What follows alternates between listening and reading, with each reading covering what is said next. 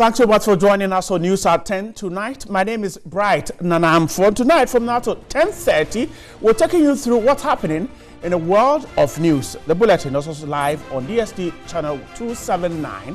You can also follow us on facebook.com/news on TV3. Now, let's quickly check some highlights of the day's bulletin right here on TV3.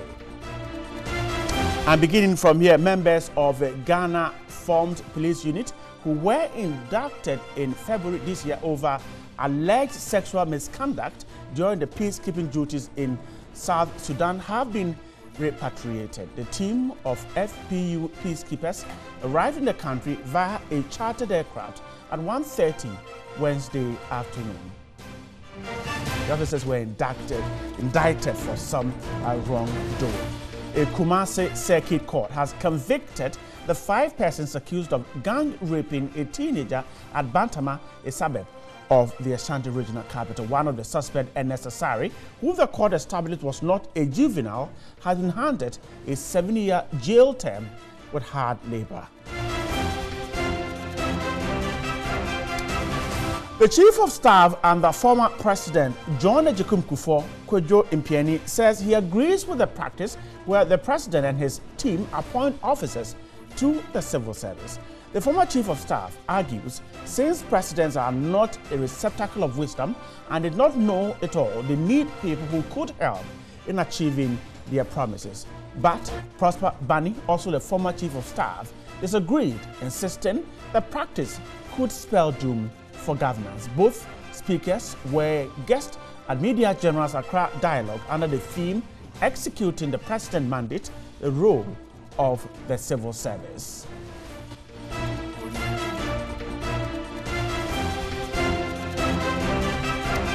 And finally, on international front, a planned increase in Nigeria's minimum wage will not happen this September.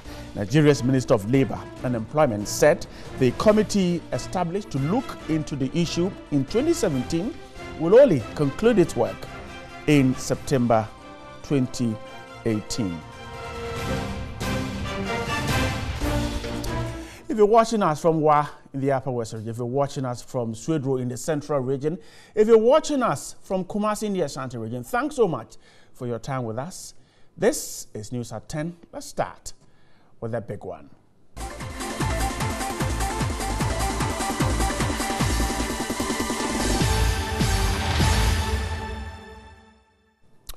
All right, and this is where we start from. Reginald Sexy Brown has been granted bail after signing a bond to be of good behavior.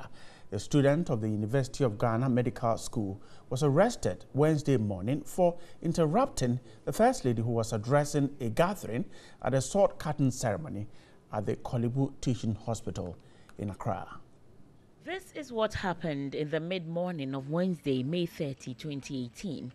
The First Lady, Rebecca Akufo-Addo, was delivering a speech at a sword-cutting ceremony for the construction of a pediatric intensive care unit at the Kwadwo Teaching Hospital. Few minutes into the ceremony, a young man neatly and smartly dressed in suits walked straight towards the First Lady, holding up an A4 sheet with the inscription #OpenUGMC now. He was pushed aside by the security detail, who handed him to the Kwadwo security guards. Only about like the Kofolachi mother and baby and pediatric intensive care units. We expect to finish this facility in record time. The program continued smoothly until there were social media reports suggesting the young man had been detained at the Kwadwo police station.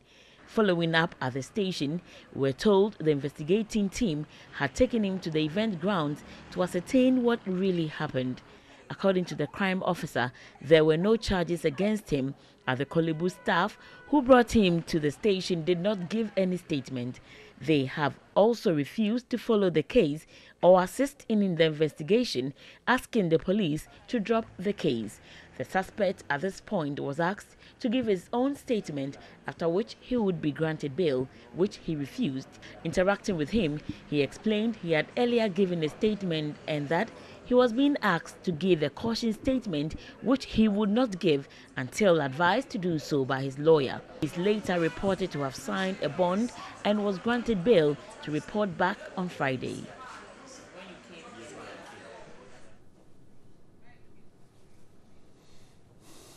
Now, let's also touch on another issue that has to do with security. The Ghana Journalists Association has called on the state to provide adequate security for investigative journalist Owusu Afriyie to ensure his safety. This follows many death threats on his life after his latest investigative piece on football in Ghana. Though the piece is scheduled for premiering in Accra on Wednesday, June 6 and Thursday, June 7, several images purported to be Owusu have been circulated on social media as well as on television. The GJ, in a statement signed by the president, Reginald Afriyie, described these developments as disturbing and unfortunate, as the pictures being circulated could not or could put the lives of other persons at risk. The GJ is urging security services, including the police and the BNI, to, as a matter of urgency, provide 24-hour protection for Owusu's family and property. Sources close to Owusu, apart from receiving messages containing threat of death, some unidentified persons have been tracking his office and other locations allegedly to harm him. That's what the statement said from sources closer to the man at the center, Owusu Afriyie. Now, we're staying on this issue. Adib Sani is here with me. He's the Executive Director of the JTK Center for Human Security and Peace Building. Good evening, grateful for your time with us. Let's start from Reginald, who was picked up by the police for displaying a placard. Was it necessary for the police to have picked him up? Well, in the first place, there's absolutely nothing intrinsically or fundamentally wrong with any citizen of the country registering his displeasure over an issue. However, the manner in which it is done is what we should subject to some analysis. Indeed, it's not the first time. And as a security detail, there's absolutely nothing you can do about someone heckling a VVIP at any event. I mean, it happens the world over. Obama has been heckled several times, even the current president of the US, even Mwai Kibaki, when he was president of Kenya, at a point he had to leave a political party rally to go home with his wife because there's this heckler who wouldn't let them be. So it is very normal. But for me, I think the manner in which it was done exposes some security nightmares surrounding especially VVIPs in Ghana, because it is standard practice the world over. Anywhere a VVIP is going, in some cases you even have an advance team that goes there months in advance, as a matter of fact.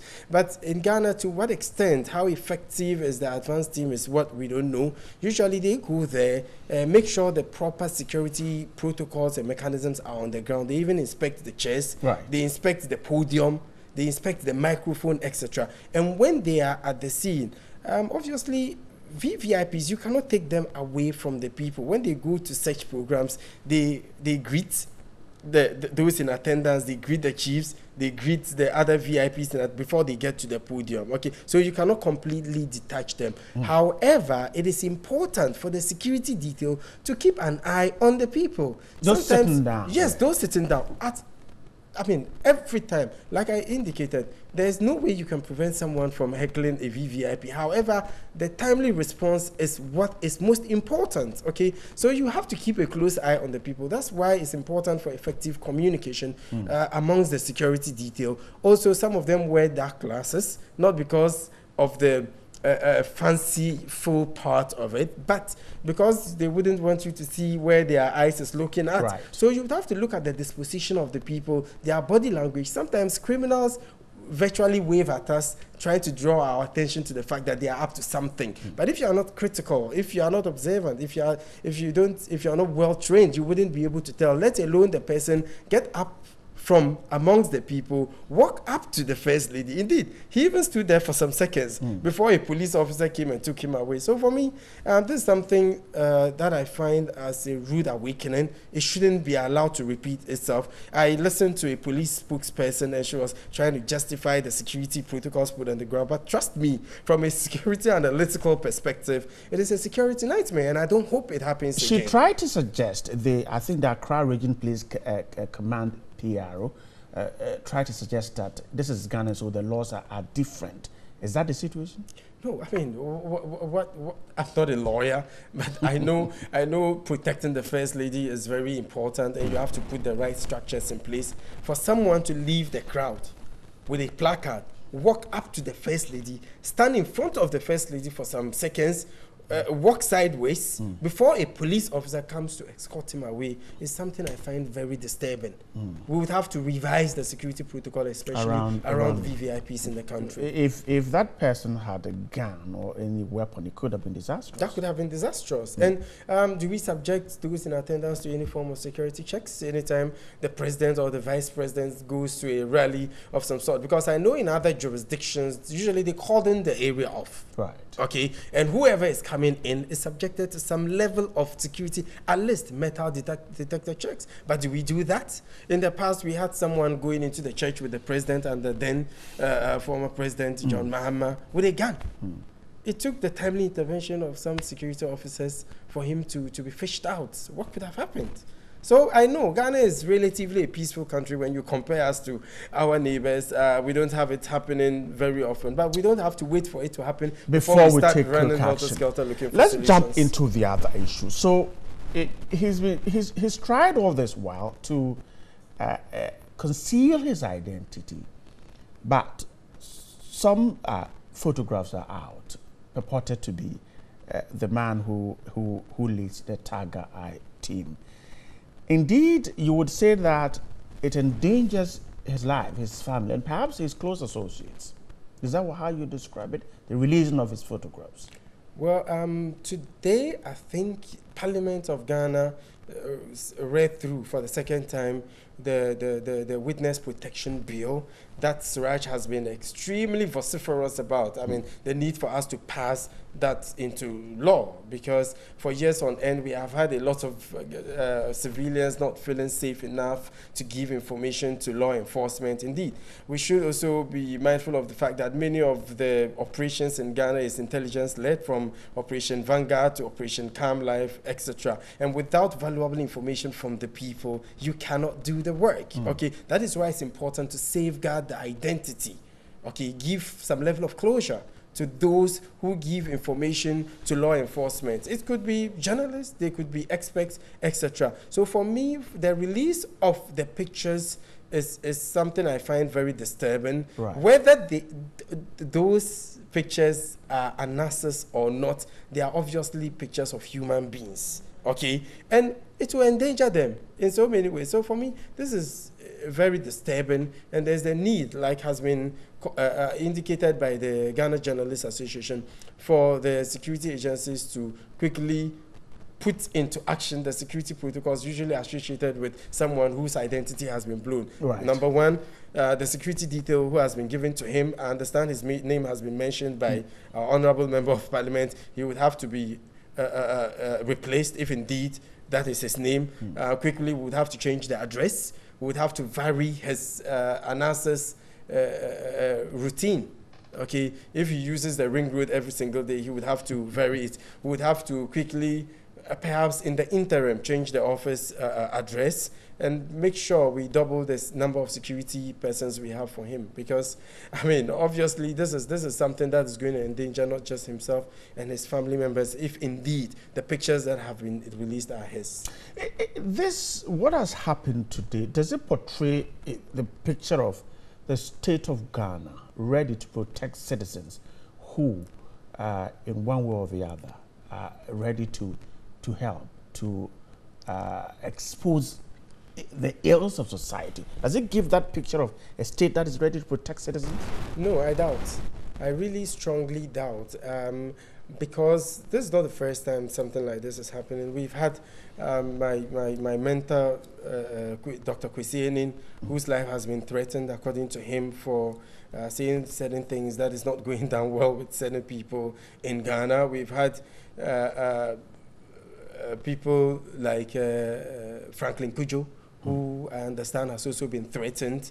And us, indeed, has stepped on so many big toes. And it would not be surprising for me to have people seeking his head. So in the past, the mechanisms, the structures we've had has not been very encouraging.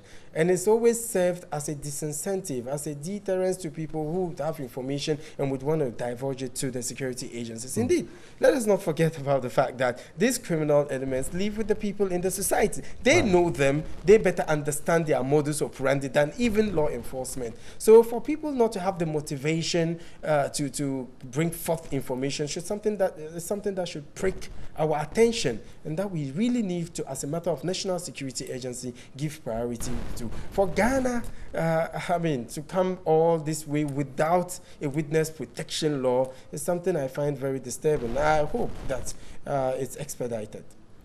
I'm grateful, Adib Sani, for your time with us in the studio here. And we've been talking about issues of security there. Sexy Brown, Reginald Sexy Brown, and Nas, Armio and Nas, the GGA asking that they be protected, particularly Anas Armio and Nas. Adib Sani is Executive Director of the GTK Center for Human Security and Peace Building. Grateful for your time once again. Let's step on the brakes for now. When we come back, there is more on the show.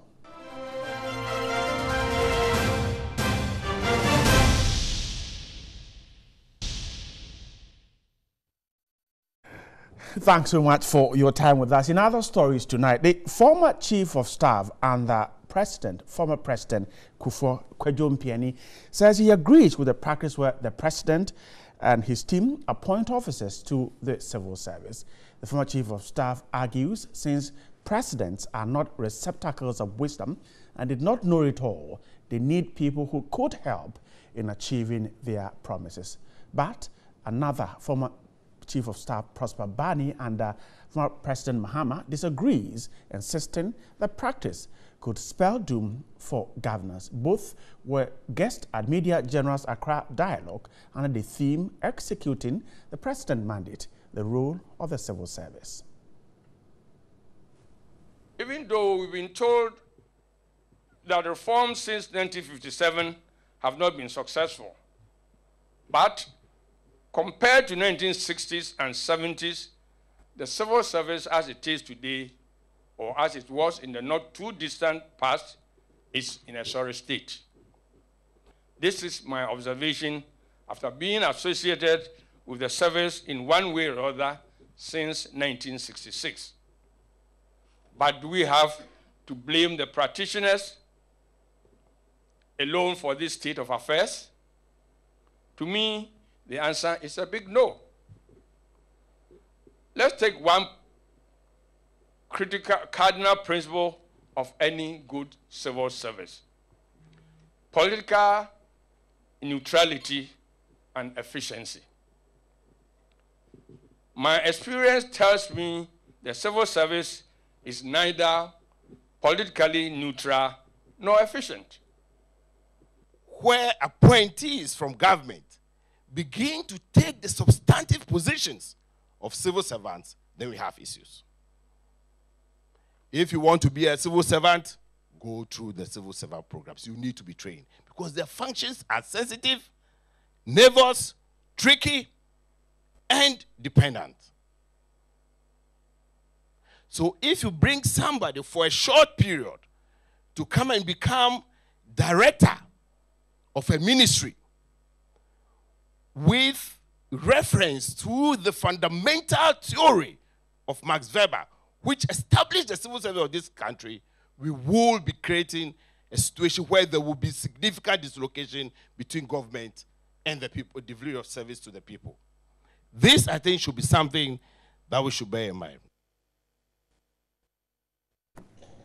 I was just staying on the Accra Dialogue because the former rector of GIMPA and member of the counseling board of the finance ministry, Professor Adai, says he stands by his accusation of the former government in spite of opposing opinion that President Mahama failed in leadership style and that the level of corruption was on the ascendancy under the Mahama Emisatha government. Professor Adai said professionally one has to, despite their political affiliation, agree that his opinion was right.